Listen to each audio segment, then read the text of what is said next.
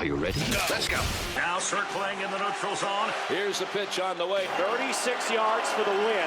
This. Here comes a big chance. The shot is this the dagger? The neutral zone. Home run.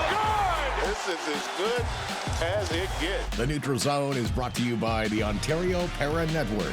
Follow them online at onpara.ca. Now, here's your host, two-time Paralympian, Brock Richardson. What's going on? It's time for another edition of The Neutral Zone. I am indeed your host, Brock Richardson, and coming up on today's show, I recently had the opportunity to sit down with CEO of the Canadian Paralympic Committee, Karen O'Neill. It was a fantastic conversation in which you'll get a glimpse of in just a few minutes. We're also going to be talking about the Super Bowl coming up this weekend if you're watching the podcast on release week. And we're going to be talking about a few other things, but I'll leave it there because there's been something that's kind of, I'm not going to say bothering me, but yeah, it's going to be a little discussion. So stay tuned for that. And we got a bit of a late start on our recording today because we were talking about political things, which we will not bring to the podcast, but our technical producer, Mark Aflalo, should be very thankful that he doesn't necessarily have to watch over us as we do the show, because he would have had to sit through 25 minutes of politic conversation. So we spared you, Mark. With that, here comes your headlines.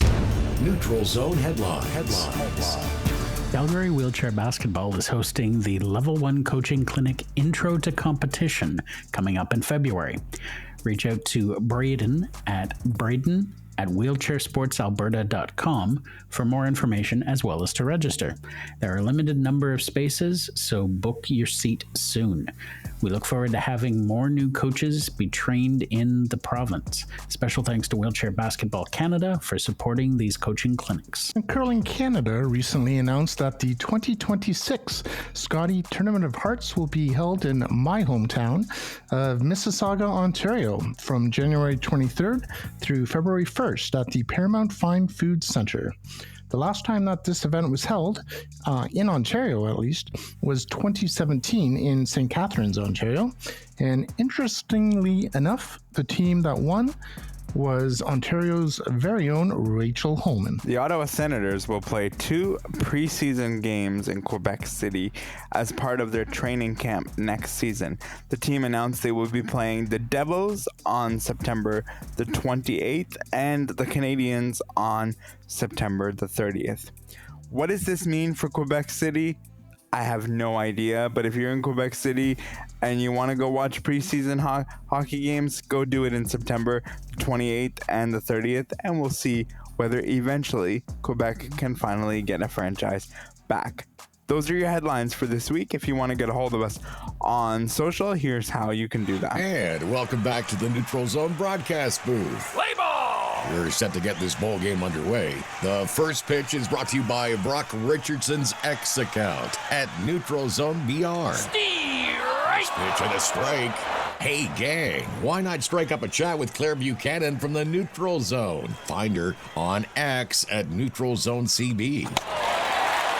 There's a swing of the chopper out to second base, right at Claire as she picks up the ball, throws it over to the first base for a routine play. Out!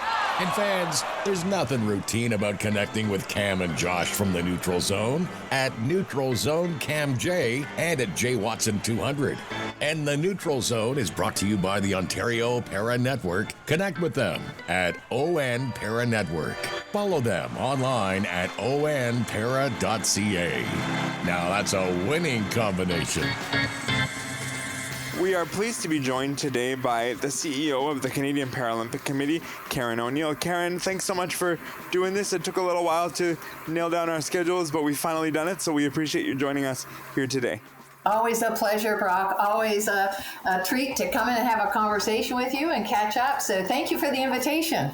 Yes, we actually saw each other not that long ago, briefly, at the trials before the Paralympics. So it was nice to see you on that front, and it was a lovely event that we got to partake in, and I got to be part of the media. So it was fun to be a part of that event.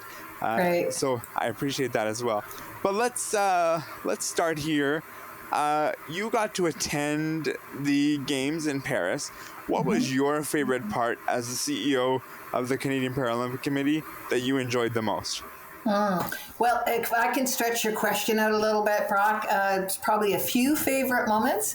I think probably top of the list is the return of friends and family. Just a reminder to everybody, it's not long ago we were under the rubric of COVID, which meant that for the last Summer Games, which were held in Tokyo, there was such limited participation and certainly no friends and family there.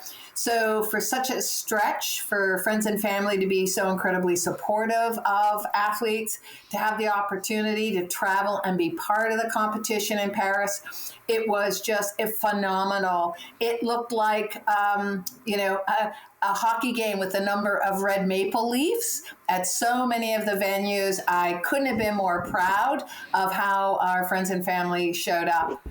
I'd also say just the way the Paralympic athletes showed up. Tokyo, the last summer Paralympic Games, was incredibly tough because there were so many restrictions about training and preparation and support available. So many good lessons learned. For many athletes, not the results they had hoped for. So taking those lessons learned and applying them so incredibly intentionally and intensely in the past 3 years, and to see the kind of performances, the world-class performances from Team Canada in Paris was just a wonder to behold. And then two more things. It was the first time we had the Governor General of Canada, the Honourable Mary Simon, join the games and attend many of the competitions over a period of a couple days. So her interest, her own passion and commitment in spending time with the athletes was phenomenal. And then last but not least, just the city of Paris. Tremendous hosting, world-class hosting in venues and facilities that just for me really spoke to the quality of where competition and the Paralympic community is. So those are probably a few of my favorite things. I'm to limit the top couple. That's fantastic, and it's always good to hear that athletes are learning from their experiences. I think that's one of the things that you always hope that athletes can take away. The heart wrench for me over the games was the women's goalball team. They had such aspirations to be where they wanted to be, and we had one of the athletes on, Whitney Bogart, who has recently decided to retire, and she said it was a challenge and it was tough, but it seems that she's learning lessons and moving on and understanding that maybe it's time for her to focus on family. So those lessons can be learned not only in sport but beyond that as well. So lots of great stuff to start with there.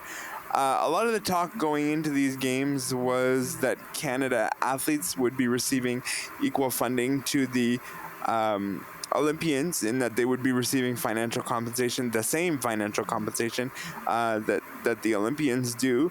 The total amount that you got to write checks for was $535,000. When I tell you that number as CEO of the Canadian Paralympic Committee, what comes to mind? What do you think about? Well, first off, I know we're on audio, Brock, but I have a smile from ear to ear right now because my first feeling is just an incredible sense of pride. A long time coming. Gratitude for all of the athletes and the team that took this over the finish line to deliver it. And most of all, it's a watershed moment for our community.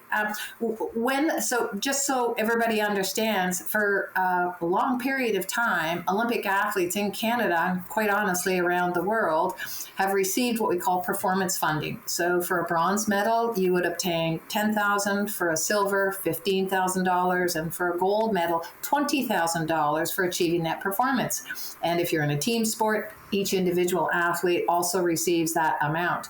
And for the longest time, we had absolutely no funds available, whereby following the successful games and medals, the Olympic athletes would receive the funds. This discussion point had a lot of questions of us, both in Beijing and Tokyo, and we committed philosophically at that time. We knew it was important. We knew it was a signal. We knew it was a sign that was important for an equality standpoint, and I'm just going to say comparative with the Olympic athletes. But we wanted to make sure that once we found the solution, that it was sustainable. So when we made the announcement, that was our intention.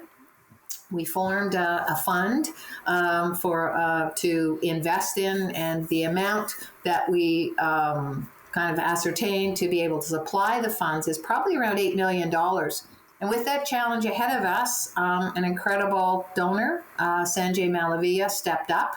Not only did he step up and provide funds to kickstart this equity fund, but he also challenged with some other additional funds matching.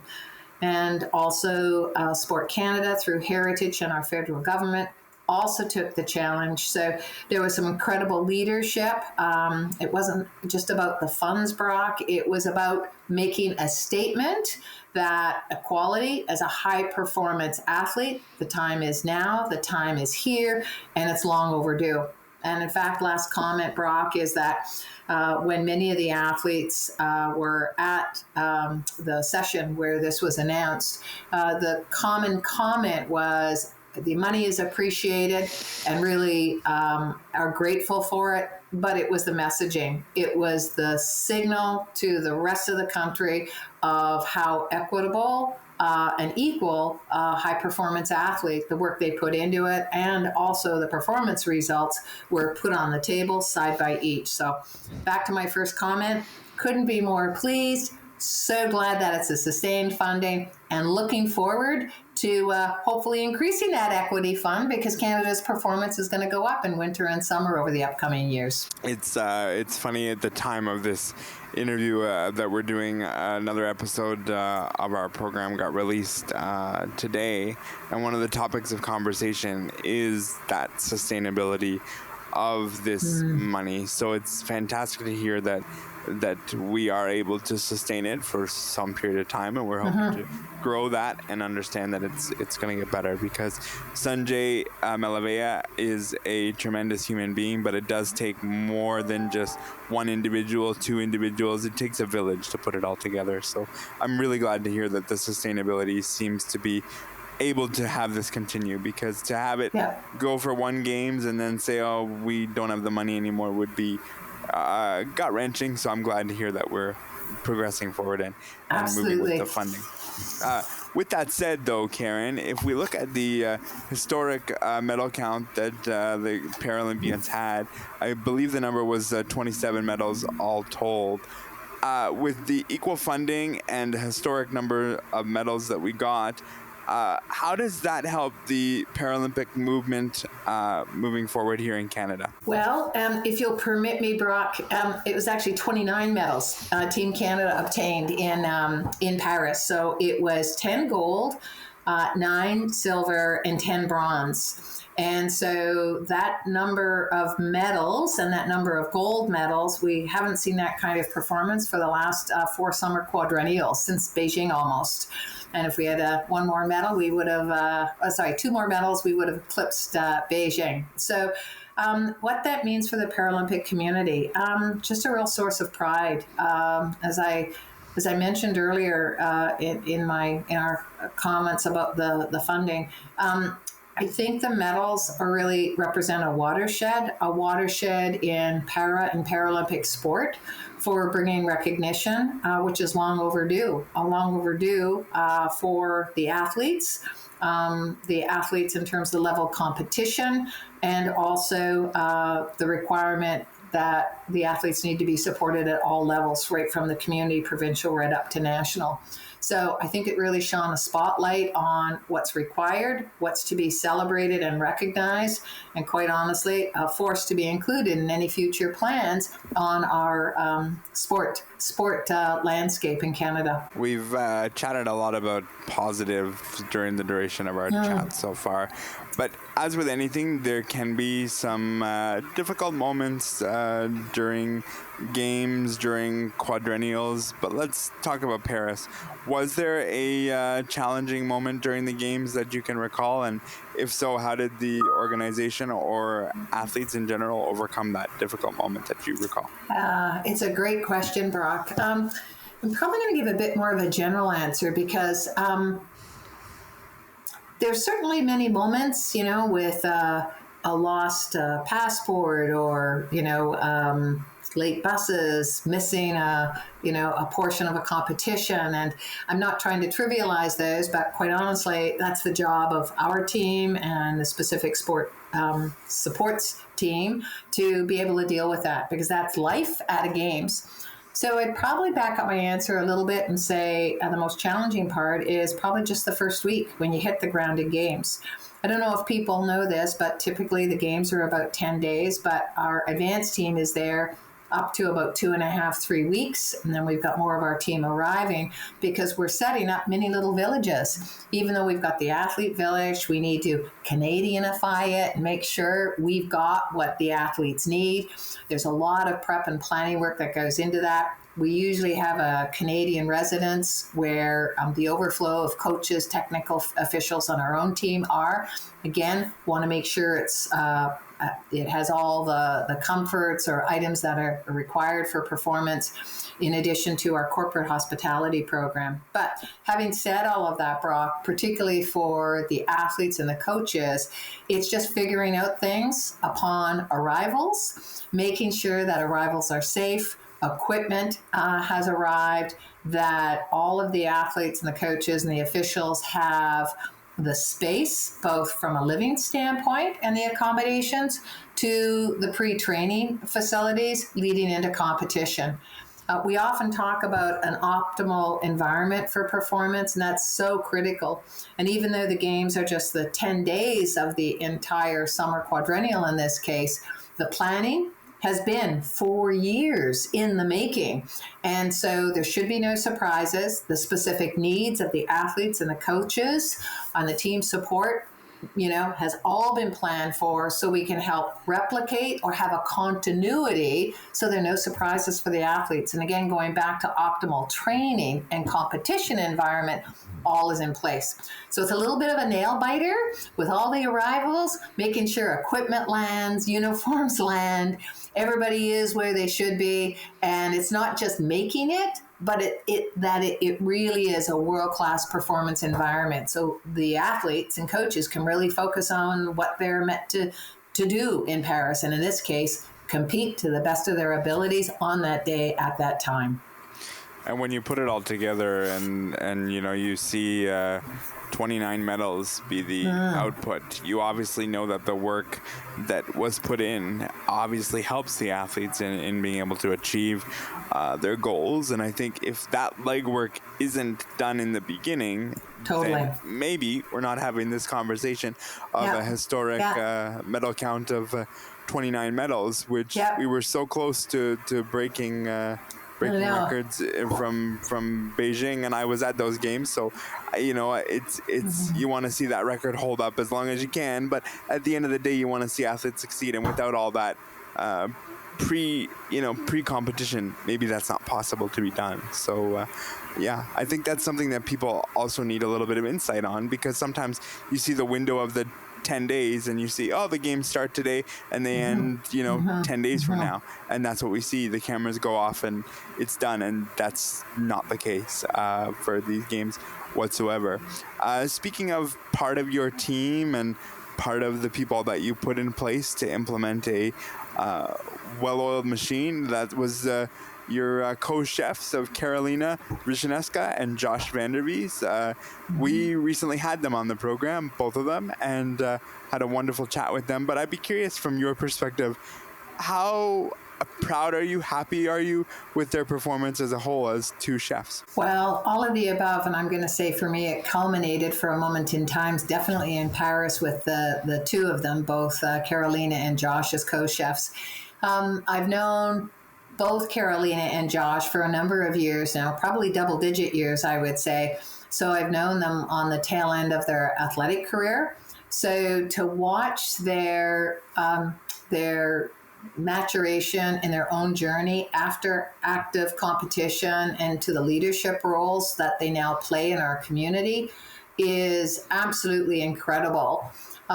They obviously had a particular role and interest competing as an athlete, but they took a lot of the lessons learned as an athlete and also what was important from a value standpoint and what the Paralympic community stands for forward. And they've worked on a number of initiatives and projects in the interim, which really led them to being selected as co-chefs for Paris, because we really look at the leadership profile, the contributions, the evolution of an individual post their competitive career. And I couldn't think of two better candidates to be selected. So moving beyond the competition field, and it was a really great compliment between the two of them because they're quite similar in terms of the values and their commitments and what's important from the standpoint of the role or the importance sport can play in our world today, the relationship of social justice to the sports system and how Paralympic sport can speak to that topic. And also as team leads, co-chefs for Team Canada, really providing a model for leadership for many of the athletes to know this is possible. So if you see it, you can be it in terms of growing leadership roles to have impact.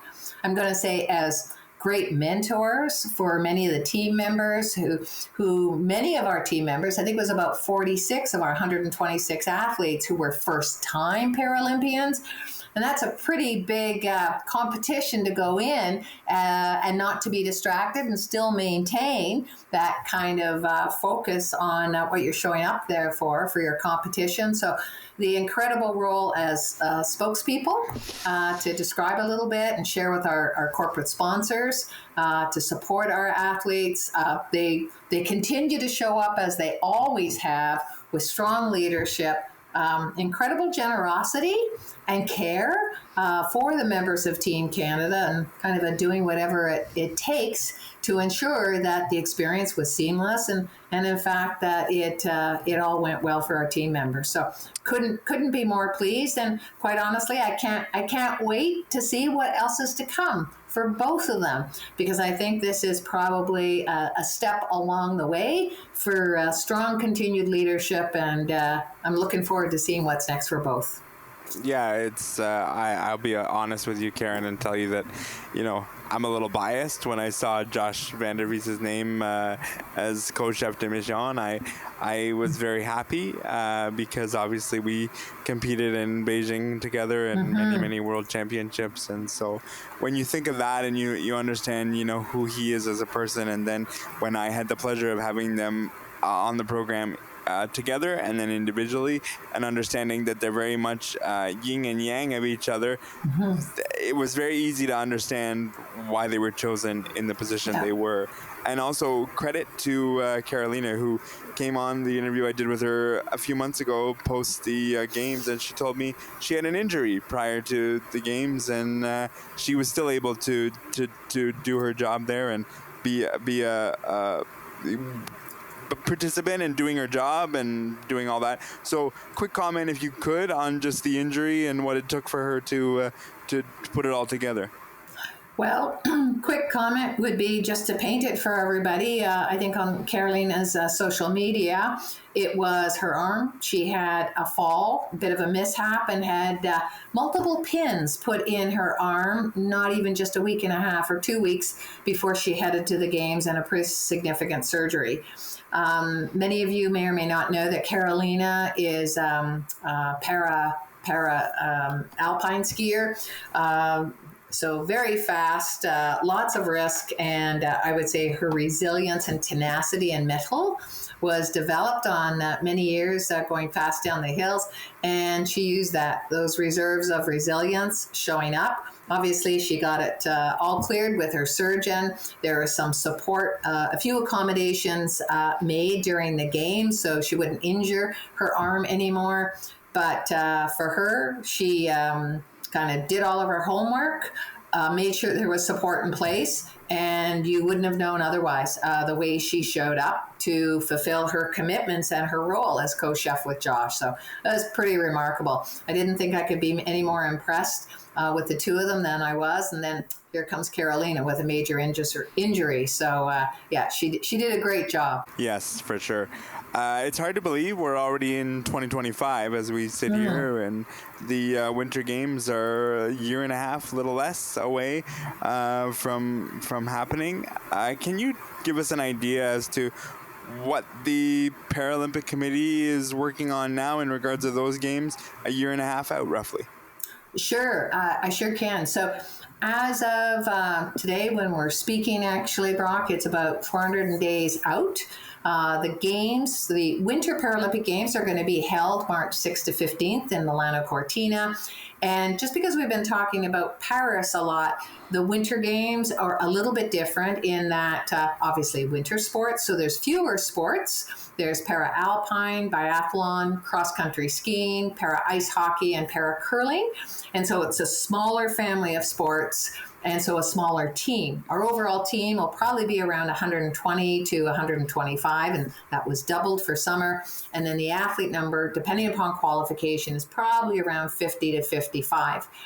In Milano Cortina, because of the competition sites, it's going to be very different for us, because normally we have one athlete village where everybody is contained. In this case, because of the various locations, we're going to be operating in the Winter Games at 3 different satellite villages, depending upon the sport. So I think what this means is kind of 3 permanent satellite teams being and working very closely with our sports during the games. Planning, as with all of the games, we're normally in a planning cycle to some various degrees, probably 5 to 7 years in advance. Games are usually awarded 7 years in advance before of the competition, and we kick into gear right away once the host city is formally announced. So our team just came back, I think, from their 3rd visit, I think it is, over to Milano Cortina just prior to Christmas, and they're going back for the chef seminar, which provides us a whole lot more detailed information. And then our job is to package that, ensure all of those 5 sports and their respective teams are informed and supported as much as possible. So again, looping round, we can create an environment that fits, that's appropriate, and in line with what the sports are doing already. So right now, with this time, the last thing I'll say, Brock, is this is an important period of time for those 5 winter sports because it's qualifying and it's points. And so people are busy on the winter competition circuit to acquire points for qualifications and spots. And for some of the team sports, in May, para ice hockey is going to be the World Cups and the Championship, and also in March for wheelchair curling. So busy period year out, and now it's just finessing the details because you've been working this entire last quadrennial, and your focus now is on Italy, 408 days out, and qualifying and ensuring you've got a spot to compete in Italy. Yeah, it really is about timing and where you are in the quadrennial to determine, what goes on when. And I remember from my days, this year and a bit out from the games is a bit of a high stress situation because you want to make the games and you want to do it with pride and with your country and all those things. So accurate, Brock. All the best to those athletes who are competing, and we will of course get them on our program as time goes on. Karen, I just want to give you the last couple of minutes. Anything else that the Canadian Paralympic Committee is doing, talking about at the moment that you wish to express on the podcast at this moment? Sure. You know what, Brock, if people don't know a lot about the Paralympics, first off, Brock, I always want to extend a real note of appreciation to yourself because of the commitment you have to parasport and the Paralympics, and really shining a light on some of the stories behind para and Paralympic sports. So thank you. And I would say if people are not aware of the Paralympics, would like to find out more, if you can check out our website, paralympic.ca. There's lots of information on teams, on athletes, on upcoming events. the world qualification that I just spoke about in March for wheelchair curling in Scotland. They'll probably be live streaming in addition to para ice hockey May 24th to 31st in Buffalo, US. So lots of great stuff going on. Get to know the athletes, get to know their profiles, and we'll just really appreciate the opportunity to come on and chat with you, Brock. And again, thanks so much for your tremendous support. Thank you. Well, we really appreciate the kind words as well. This has been a long-term journey of mine. It has been moved from place to place, but we still try to continue the same content over and over again because, I believe in parasports, and I think there should be more Sean on parasports. And so for us, the weekly podcast is something that we really cherish. So we appreciate very much the time you have given us on the program. And I guarantee you this will not be the last time we will have you on the podcast as we get closer to the Winter Games. And again, we appreciate your time. Thank you so much, Brock. The Neutral Zone is sponsored by the Ontario Para Network. Their focus on the growth and development of wheelchair basketball, tennis, and rugby in Ontario. So guys, I watching television this week, and I saw a whole bunch of advertisements for Tim Hortons, who does a lot of good work with various charitable organizations. They do a lot of good for hockey. They do a lot of good for a little bit of disability, that kind of thing. But in this particular ad, I saw that the Special Olympics donuts were coming back from January 31st to February the 2nd. And it got me to wonder, I wonder if they do that same sort of thing for the Paralympics. And as I researched, I Googled, when does this Special Olympic donut begin? And it said it had begun in 2016. So they've been doing it for quite some time. And then I said to my device, which I will not cue for those of you listening, I asked it, I said, okay, do they do any events for the Paralympics? And what did it come back with? It came back with, oh yes, we do this for the Special Olympics, who provide funding for individuals with developmental disabilities to play sports, and they do events and competitions around the province. I am in no way suggesting that this is not a good cause. That's not where I'm going with this today. I'm just curious what you guys feel about this partnership being with the Special Olympics.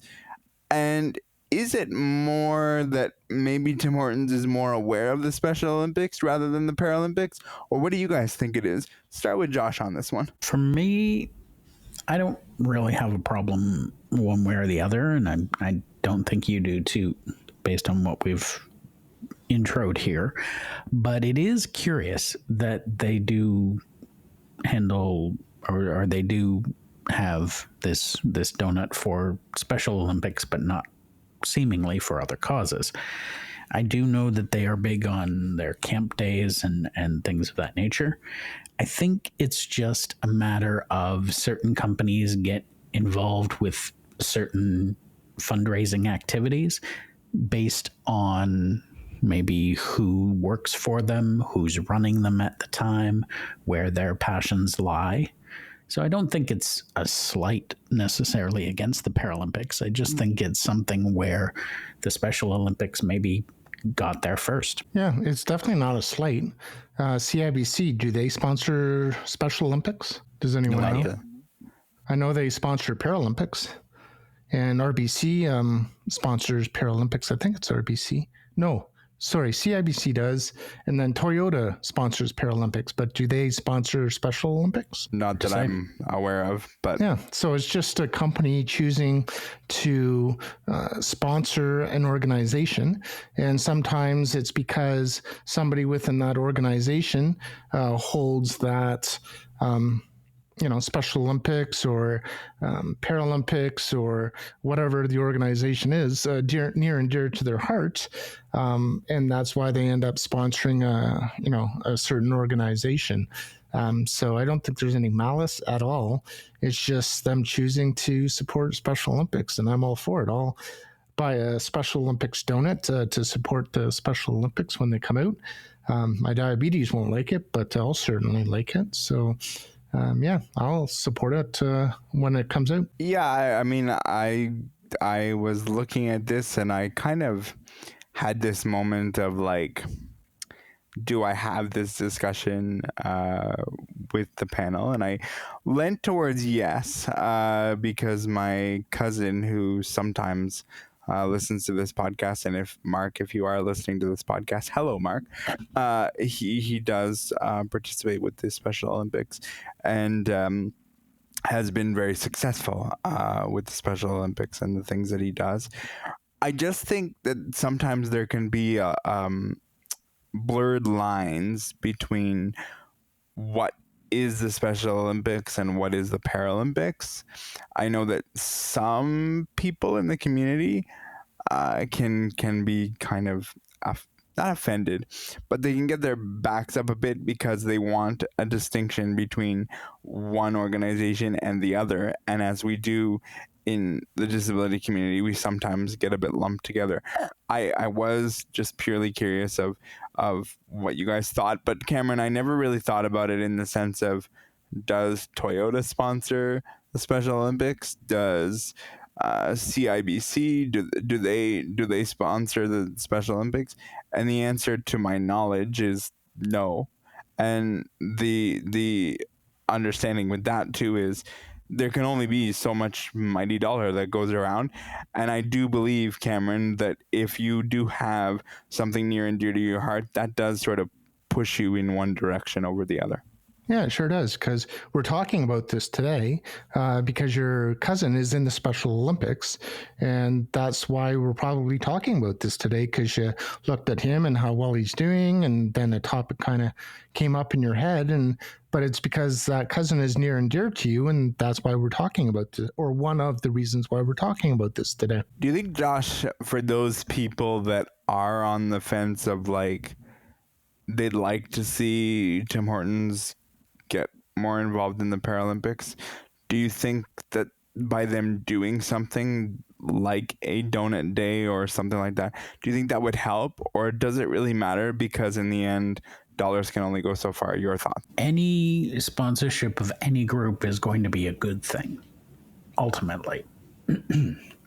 I do think that if we look at some of the corporate partners for each organization, they do each have their own sort of leanings. I can see from looking at the Special Olympics website, Coca-Cola is one of their major sponsors. Toyota is there as well. United Airlines, Lions Clubs International, ESPN. So they do have some big names behind them.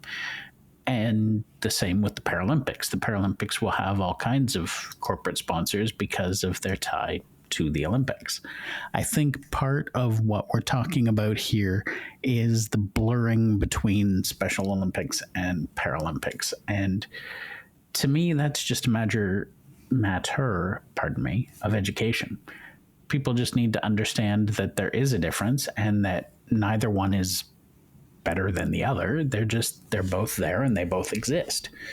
And I mean, I know I've had that very discussion with people when I tell them, oh, I throw and I used to do track and field, and oh, great, so you do the Special Olympics. And like, no, Special Olympics is for this group of people with disabilities, and Paralympics is more often for this group. But there is a little bit of blurring. There are athletes with intellectual disabilities who do compete in Paralympics as well. It's just not as common. So ultimately, it's just a matter of educating people politely and not, as you say, getting your back up because, oh, no, I'm not Special Olympics. No. Well, it's not that big a deal. Just let's all take a breath. Just explain the difference. And people will get it. I think any Paralympic athlete or para-athlete, not necessarily Paralympic, but para-athlete, I'd be willing to bet money that every para-athlete has talking to somebody where they have, the other person has said, oh, so you compete in Special Olympics. I'd be willing to put money on it that every para-athlete has had that conversation or someone approached them and said that to them. I'd be willing to also put that same amount of money because it does happen, and it happens, I would argue, innocently. There are people in my world that did not know anything about the Paralympics before meeting me, and it's been various people from all walks of life, and people that have come into my life and left my life and come back, or whatever the case is. People just don't know, and part of the reason this conversation became a thing was because somebody said to me, I bet you if you stood at the line in the drive-thru of Tim Hortons and you pulled, say, 1 in every 5 cars, and you said, do you know there's a difference between the Paralympics and the Special Olympics? I bet you a good chunk, I'm not willing to put a percentage on it, but I bet you a good chunk would feel it's the same until you educate them and tell them, but it's not. So realistically, what they think they're doing, if they think this way, they think, oh, well, I'm supporting individuals with disabilities, which they are, but they are also lumping it in with every individual with a disability, which is not also true. So I don't think it's fair to say that society is doing anything wrong, in the sense they just don't know and they need to be educated on it. And that's what I'm trying to do here with this topic. I am in no way suggesting that Tim Hortons shouldn't do what they're doing. I'm not. I like, this is not where I'm going. It's just educating society and understanding what is the difference. Maybe people know, but I would hedge my bets and say they probably don't. If I poll, random people and ask them, they would probably think it's one and the same. How many times have you also had the discussion about it's Paralympics and not Para-Olympics? Right. That's the thing, is that there really is an innocence in people try. They do. And I in no way think that it's malicious or anything of that nature. It's just people just don't understand. People don't know. And they want to, but they just don't know. And they think I'm doing good for a box of individuals, not realizing that box sometimes needs to be a little bit separated. And I think once you explain it to people, they also realize where the whole situation is going. Because when you say the Paralympics goes to the same venues as the Olympics, which is a conversation I have had to have a bunch of times as well, people can relate to that almost on a different level, because when you explain it that way, and a lot of people who love sports will watch the Olympics, and then if you correlate it, they understand. So it's interesting how that happens for people. But anyway, I thought we should have a little bit of a conversation on that. We've always done our annual prop bet discussion the week of the Super Bowl. We're going to get there, but I also wanted to ask the panel over Cameron's headline that the Scotty Tournament of Hearts is coming to Mississauga Paramount Fine Food Center in 2026. Is that something that it's kind of all in our relative neighborhoods that we would be interested in going? Yes, no, why or why not? Let's start with Cameron. Yeah, absolutely. I would love to go and check out a few games. It's 2026, so you don't know what's going to happen over the next year and a half or almost 2 years. Well, a year and a half, I guess. But yeah, obviously I would love to go. Great curling, Rachel Homan, obviously from Ontario. I'm going to be rooting for her because I want her to win if she makes the tournament. Yeah, I think it's great to have it back in this area. Although I understand why they usually don't. It's because a lot of the times, unfortunately, it's not a huge draw. When you have it out in a populated city like Toronto, Mississauga, Brampton, Vancouver. It's mostly in the western provinces that kind of have less major league teams that tend to fill up the arenas and be able to watch the Scotties or the Brier or any Canadian curling. So I'm really glad it's here because obviously it's convenient for me. I'm only like 20 minutes to 30 minutes away, so I would be able to go watch it. And I'm just interested to see, how many people that they get to go being in a big city. Yeah, I'm excited to have it so close to home. It's about 10 minutes away from where I currently reside. We'll see where the year takes me in terms of that, but I'm very, very curious. It's something I've always wanted to check out, but was never really willing to invest the time or driving distance to go and check out when it was in, say, St. Catharines or London or some of these other cities in Ontario that it's been in. I do agree with Cameron that it does tend to be more popular in both the West and the East Coast. I think the prevalence, particularly on the Brier side of things, of Brad Gushu makes the East a very popular curling spot. And of course, Colleen Jones on the women's side. Can't forget her. I would definitely check it out. It's going to be a question of time available for me because, of course, I do have a full-time job, and so I have to put that first. But if the evening draw, for example, started late enough, I would consider going over. Why not? It's not every day that it's this close. Yeah. So you guys who have been with us for a long time know that I went to Kingston a few years ago for the Brier.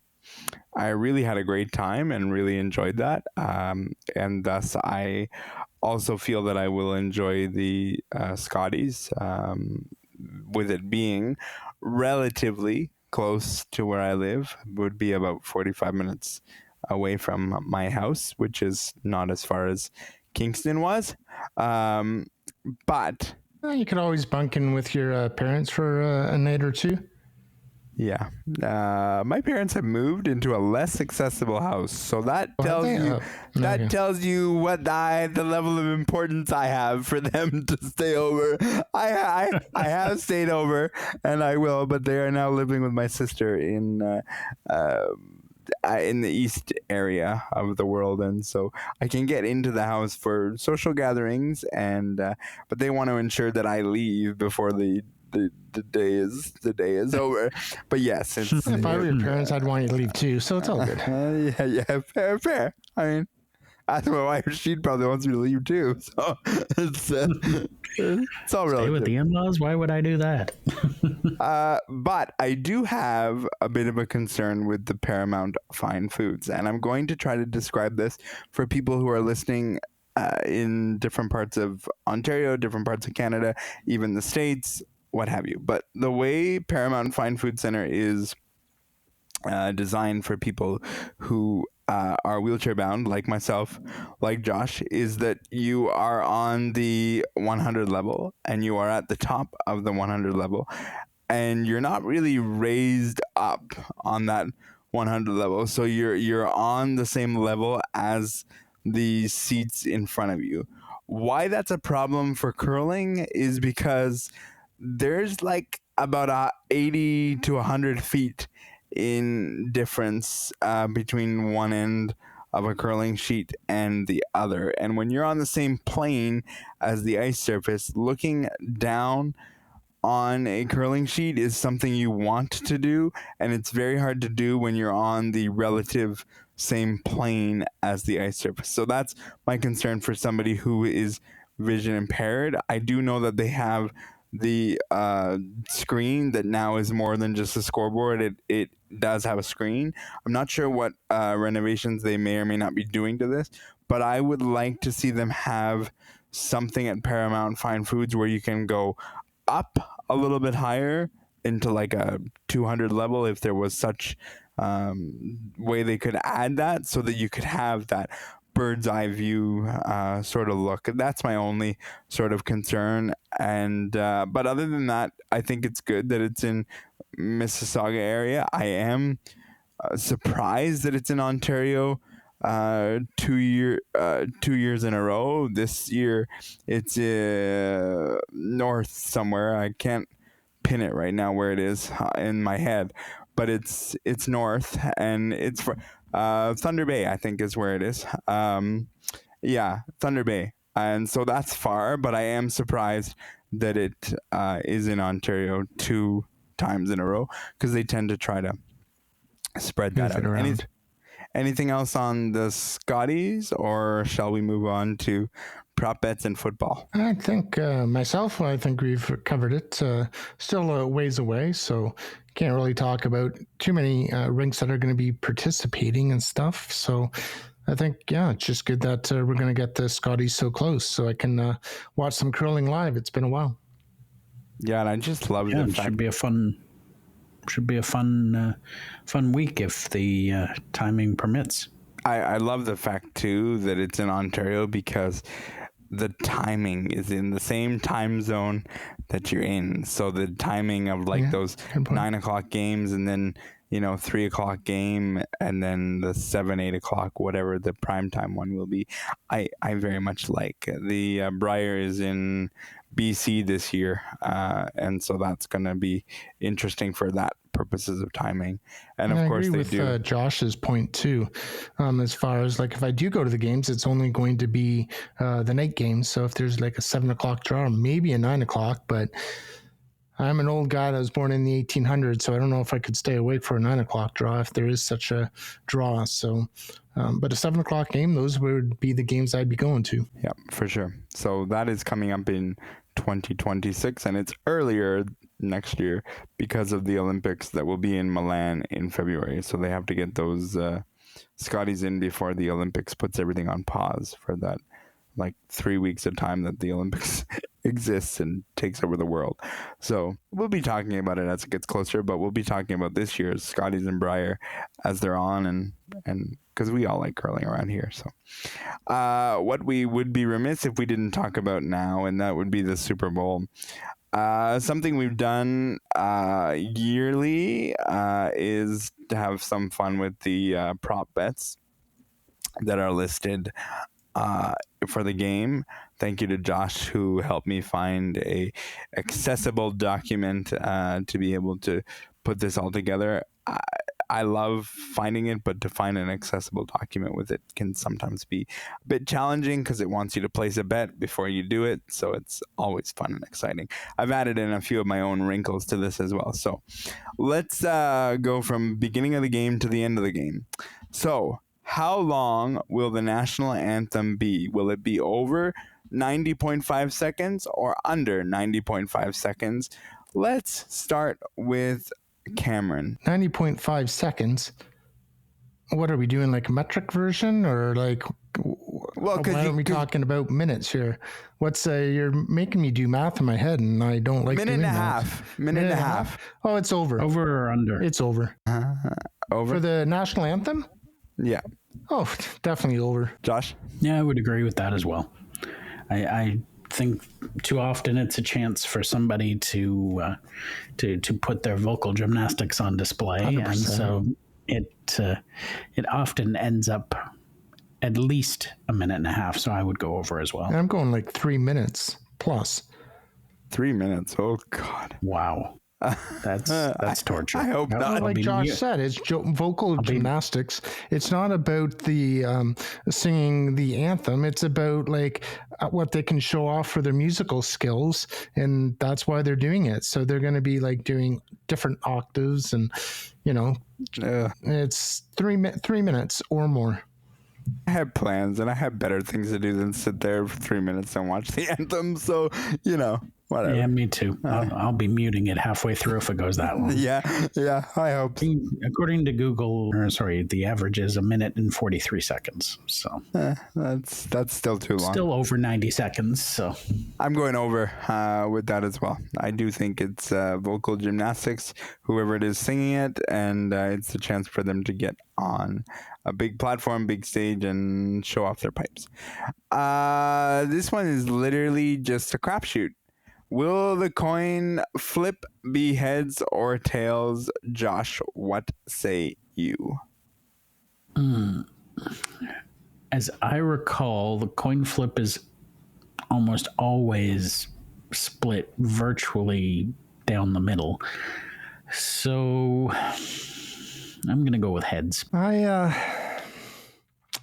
And I can't remember the percentage, but I think most of the time, or not maybe most of the time, but more often than not, it has been heads since they've been doing this 50 some odd times. So I'm going to go with heads. No, tails. I apologize, tails. Man, you took my tails. contra. I was going to say, I was going to pick tails just because both of you picked heads. But you still can pick tails. I will. I just wanted to say that I wanted to be the contrary of the group. But you're with me on that. No, now I cannot. 50-50. Who are you going to side with? I'm going to go tails. I agree with Cameron. I think it's going to be tails.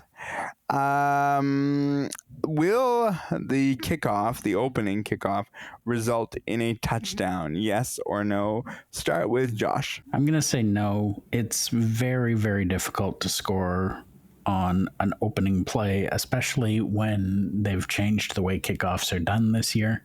So I'm going to say no. That's like so much has to go right for you to bring it back for a touchdown on the first play of the game. So absolutely not. I'm going no. I'm going no on this one as well.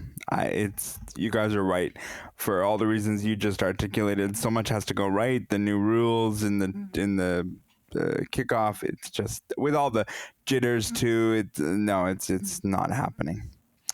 Okay.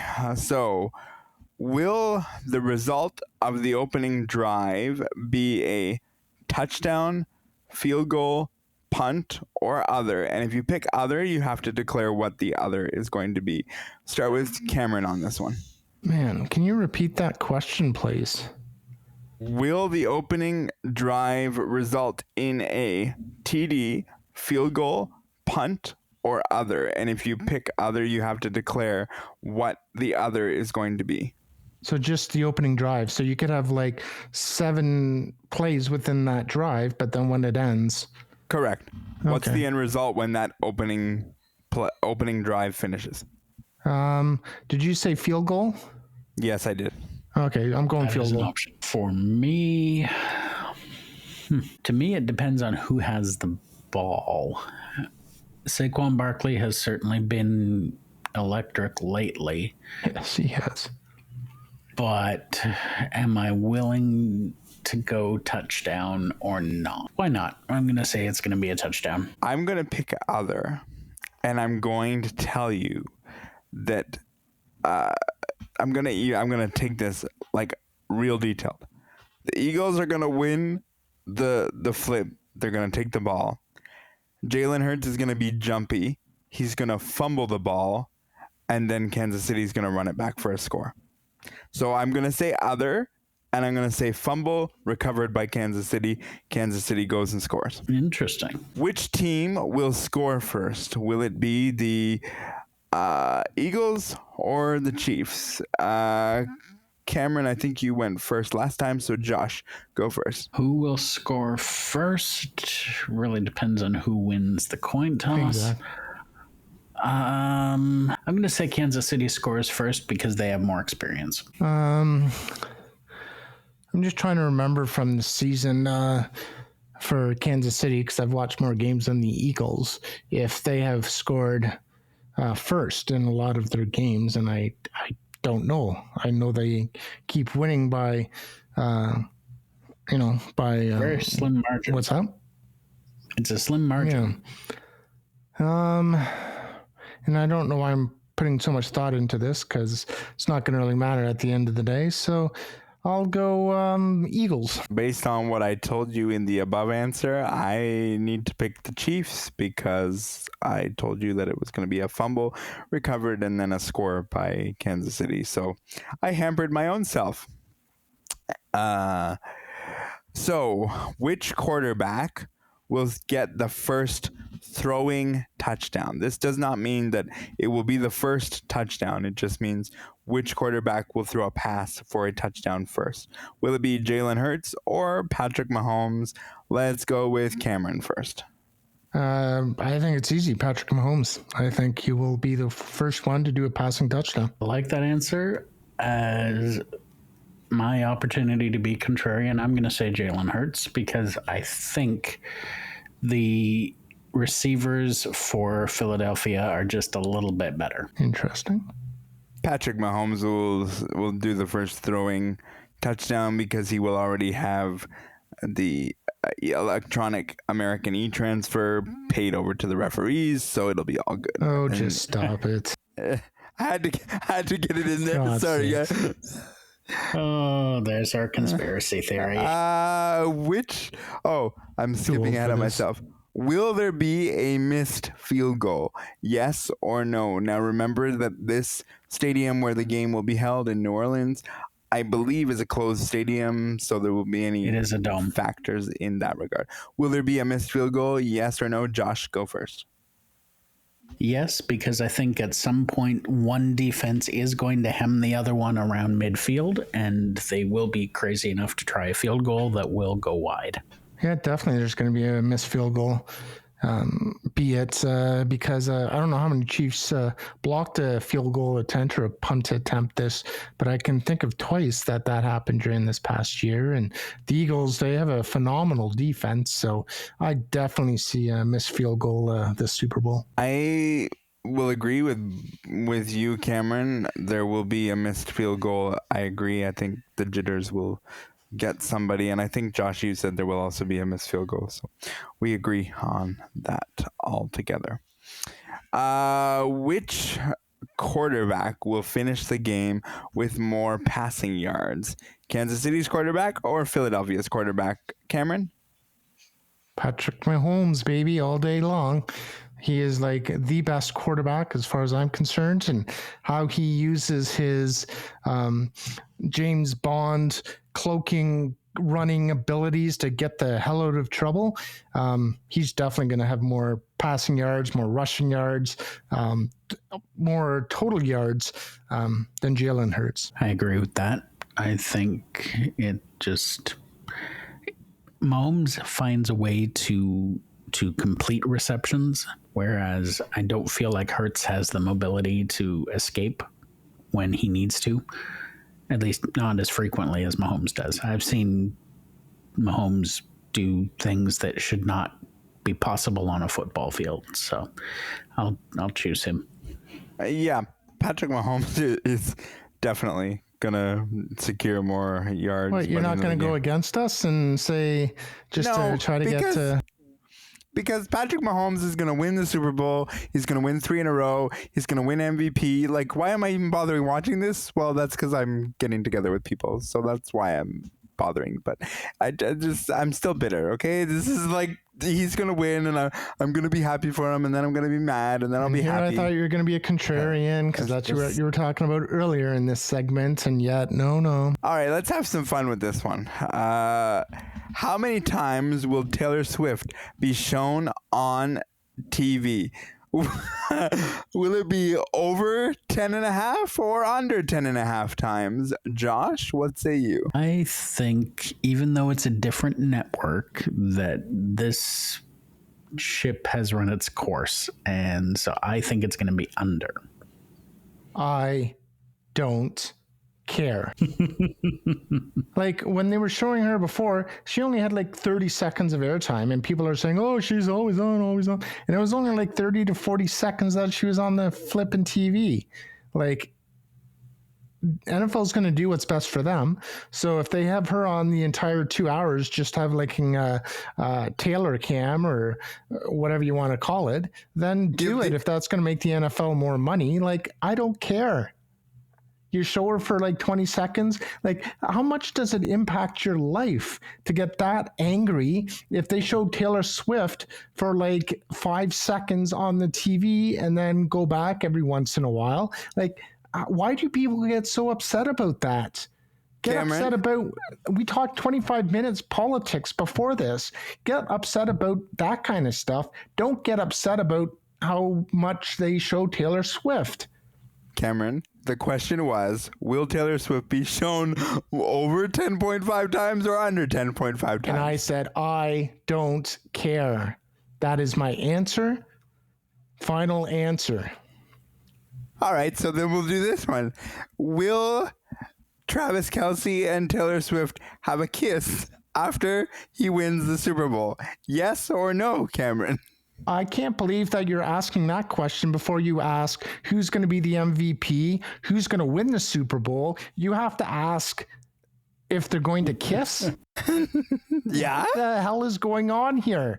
We're supposed to be a sports podcast, and you're asking if they're going to kiss? In case you didn't hear my last answer, it's the same as this one. I don't care. Okay. Josh? I'll go with yes. I'll play along. Of course. And I even would suggest there's going to be probably a proposal. Just saying. I'm just throwing it out there. Oh my God. No. Okay. So if that better not be your next question, is he gonna propose? No, it's not. Because guess what my answer is gonna be? You don't care. Correct. But which color Gatorade will be dumped on the winning coach? You have a choice between blue, orange, red, lime green, purple, or other. And if you pick other, you must pick the color. Let's go with Josh. Okay, once more from the top. Which color Gatorade will be dumped on the winning coach? Will it be blue, orange, red, lime green, purple, other? I'm going to go with other, and I'm going to say white. And my answer is going to be... I don't care. No, maybe not. No, actually. It depends on who wins. Fair. Well, pick based on who you think will win then. If the Chiefs win it, it's going to be red Gatorade, and it's going to be green, lime green, I guess, Gatorade if the Eagles win it. It'll be red Gatorade because the Chiefs are going to win, okay? That's just what's happening. Whatever. Okay, who will be the MVP of the Super Bowl? Cameron. Now that I know that you want the Chiefs to win, I'm going to show you how it is to be a contrarian and to go against you. So I'm going to say that it's going to be Saquon, and he's going to be the MVP because of all the rushing touchdowns that he's going to get in the game. Fair. That is probably a very good choice. I have seen it far too many times. I'm going to go with Patrick Mahomes. I'm going to take the easy slam dunk layup simple answer because I just don't see a way that the Chiefs are not going to win this. I would like Philadelphia to win. I will go on record saying I would like Philadelphia to win, but I believe the Chiefs will win and Patrick will be the MVP. I believe that Patrick will be the MVP. I also would like to see Saquon be the MVP. I just don't see it happening. It's just the Chiefs are too good. They just have the NFL wrapped around their finger. It's wonderful. How are they so good? They have all of their games. Most Patrick of their Mahomes games has only won by like one score the entire year, 18 games or however many games they play. It's only been one score. That's like a coin flip, for God's sakes. And their luck is going to run out against the Eagles. Yeah, but Cameron, how many times have they been on the right side of said coin? That's because it's luck. How many times do you block a field goal? What's the percentage? I've never blocking a field goal to win the game. I'm pretty sure somebody missed a field goal against them and then they ended up winning the game. Like, it's unbelievable how lucky they have been to win as many games as they did this year, and their luck's going to run out on the Super Bowl. They ain't going to win. And then I really hope it's by more than one score too.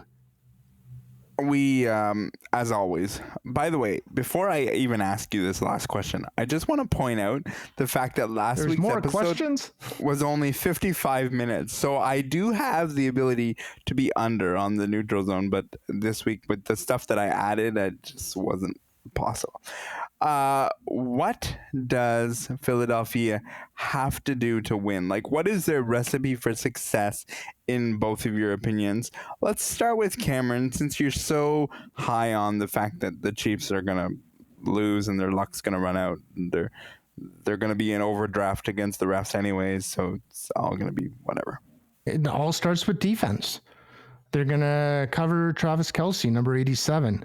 They're going to cover number 83. I don't remember his name, but I know he's a receiver, and he's done quite well for the Kansas City Chiefs. And they're going to stop the running game, too. Because is it Cook, the running back? No, or was that Buffalo that was Cook, the running back? That was Buffalo. I think you're thinking of Pacheco. Yeah, Pacheco, that's the dude. He's going to get stopped because of the great Eagles defense. And they're just going to smother them, and that's how that they're going to win. And then Saquon's going to do his thing because he's just a running machine.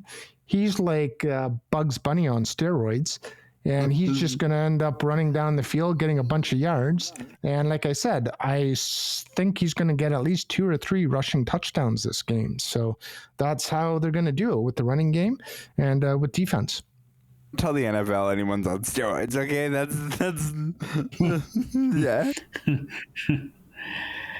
yeah. Fair enough. What do they have to do to win? Basically, they score more points. Absolutely, for sure. That kind of goes without saying, but they have to absolutely shut down Patrick Mahomes. They have to keep him in the pocket so that he can't scramble away. They have to shut down Pacheco and the other running backs. And I think the defense is going to have to intercept Mahomes at some point and run one back for a score. I love watching Saquon Barkley. And I think Hollywood Brown is an electric receiver. I just don't know that Philadelphia has enough. It's nothing against them. Like I said, I don't want to see a three-peat. I really don't. But I have to be realistic. I think Andy Reid and Steve Spagnuolo, their defensive coordinator, are just too good at what they do. They will find a way to shut down the Eagles, unfortunately. Agreed. Totally. And it's going to be fun, and it's going to be a good time, as the Super Bowl always is.